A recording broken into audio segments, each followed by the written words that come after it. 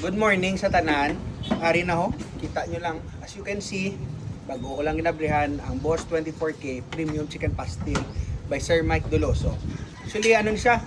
Regular ni siya. Basta mo ning color, regular ni original nga flavor. Kung itom, spicy gid. Ari. First try ta. Ara, baw ah. Sa do kada mall man niya nga Dagong strip pre. mga ano sa 200 pesos yo. Panalo ka na gid niya oh. Istingan tabe. Abaw. Sing way kan, unsa do na kanami to. Sa Buranta may kanon, may sabayan ta may kanon. Sa do ka namin.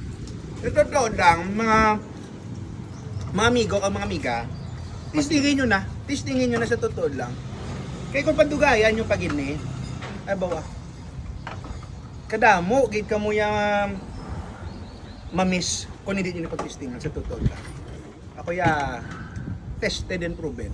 Shadow ka man namin. Kaya doon ko.